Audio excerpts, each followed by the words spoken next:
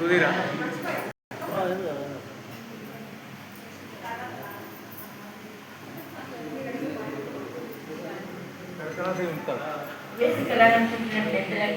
నాతోటి ఉపాధ్యాయులు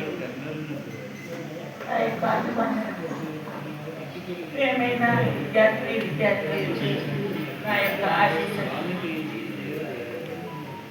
మనం నిద్ర లేవగానే కరాగ్రే వసతే లక్ష్మి కర మధ్యే సరస్వతి కర మూలే గోవింద ప్రభాతే కర దర్శనం.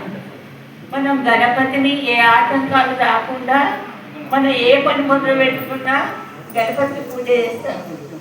సరస్వతికి విద్య రావాలి, అందరికీ నా పిల్లలకి అందరికీ విద్య రావాలి అని సరస్వతి కోరుకుంటాం.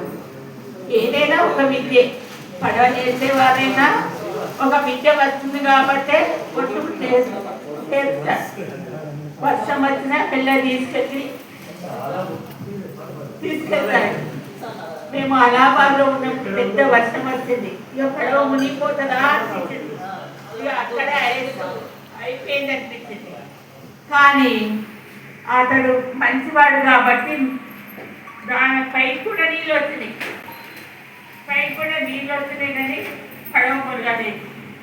అక్కడ త్రివేణి సంగమం కదా, 3 నీళ్ళ గంగా యమున సరస్వతి 3 నదులు కలిసి ఉంటే చాలా సంతోషం అనిపించింది ఫస్ట్. తర్వాత ఇక బాధ వచ్చిన తర్వాత లక్ష్మికి మనకు అన్నీ ఉన్న ఐశ్వర్యం ఉండాలి.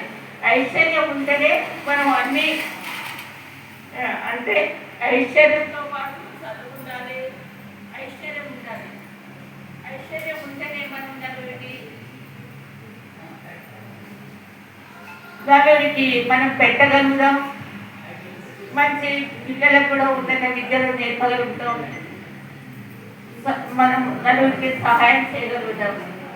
మనం ఒకటి చేసామకుండా ఉండడమే మనం పెద్ద ధనవంతులు.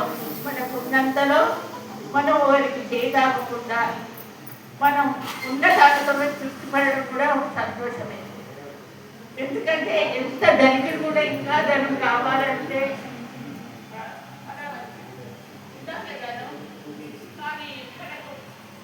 పోయేటప్పుడు మంచి చెడు మాత్రం వస్తుంది.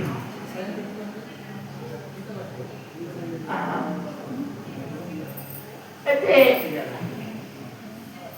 ప్రతి ఒక్కరికి అంటే నేను చెప్పేది ఏంటంటే, ఫస్ట్ మాతృదేవో భవ, పితృదేవో భవ, ఆచార్య దేవో భవ. మాతృ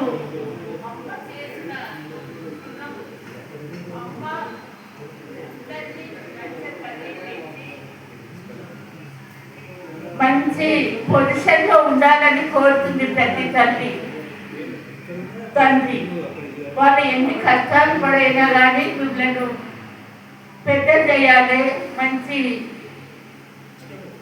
మంచి ఉన్నత స్థాయిలో ఉండాలని గురువులు కానీ తల్లిదండ్రులు కానీ కోరుతారు. ఎందుకంటే వాళ్ళ భవిష్యత్తులో మంచుకుంటే వాళ్ళకి చాలా సంతోషం ఉంది.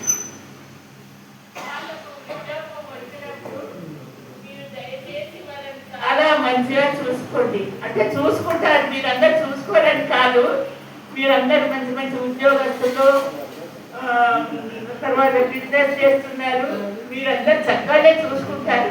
కానీ నా హృదయంలో ఉన్నది ఇప్పుడు జాబ్లలో ఉంటారు, కానీ వాళ్ళని కూడా